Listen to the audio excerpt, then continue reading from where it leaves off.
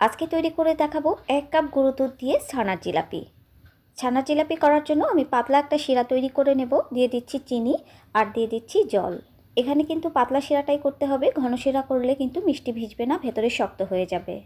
চিনি গলে ফুটে উঠলেই শিরাটা তৈরি হয়ে যাবে। এই শিরাটা জাল দিয়ে কিন্তু ঘন করা যাবে না। শিরাটা ফুটে উঠেছে, এবার আমি গ্যাসটা বন্ধ করে শিরাটা ঢাকা দিয়ে রেখে দেব। এবার ছানার জিলাপির মধ্যে দেওয়ার জন্য আমি জায়ফল আর বড় এলাচ নিয়েছি। এবার একটা বাটিতে আমি গুঁড়ো দুধ নিয়ে নিচ্ছি আর নিয়ে নিচ্ছি হাফ কাপ ময়দা। এবার জায়ফল আর শাহি এলাচ আমি অল্প পরিমাণে গুঁড়ো করে দিয়ে দিচ্ছি। আর ছানার জিলাপি করার জন্য কিন্তু জায়ফল শাহি এলাচটাই দিতে হবে। এবার দিয়ে দিচ্ছি বেকিং সোডা।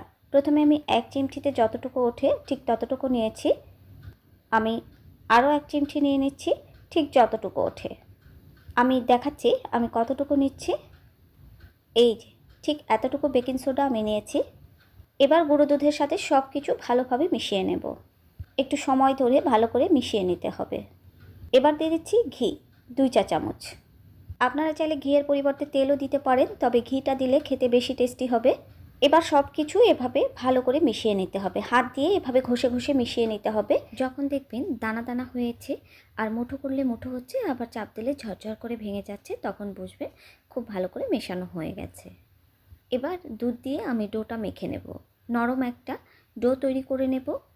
মিষ্টির ডোটা কিন্তু নরম করেই করতে হবে, এমন একটা আঠালো ডো হবে। আঠালো ডো দেখে ভয় পাওয়ার কোনো দরকার নেই, রেস্টে রেখে দিলে কিন্তু সেট হয়ে যাবে। দেখুন সেট হয়ে গেছে।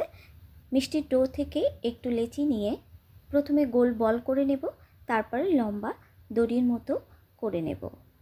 এবার আমি ছানার জিলাপি তৈরি করে দেখাচ্ছি। এক সাইড প্রথমে আমি এভাবে পেঁচিয়ে নিয়েছি, তারপরে আরেক সাইড ধরে এভাবে ঘুরিয়ে জিলাপি তৈরি হয়ে যাবে। ঠিক এরকম লম্বা করে নেব।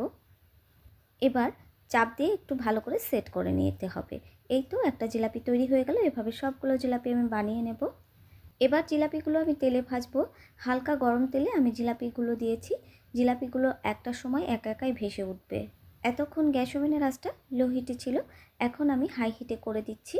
জিলাপির ওপর হালকা কালার চলে আসলে আবার লো হিটে করে জিলাপির কালার আসা না পর্যন্ত ভেজে নিতে হবে। এই তো জিলাপির কালার চলে এসছে। এবার সবগুলো জিলাপি আমি নামিয়ে নিচ্ছি। আর জিলাপিগুলো শিরার মধ্যে গরম অবস্থায় ছাড়া যাবে না। জিলাপিগুলো যখন হালকা গরম থাকবে তখন শিরার মধ্যে ছেড়ে দিতে হবে, আর ফুটন্ত শিরার মধ্যে ছেড়ে দিতে হবে। মিষ্টিগুলো শিরার মধ্যে 2 মিনিট কুক করার পর গ্যাস বন্ধ করে ঢাকা দিয়ে রেখে দেবো 1 থেকে 2 ঘন্টা। আর 2 ঘন্টা পর জিলাপিগুলো একদম খাওয়ার জন্য তৈরি।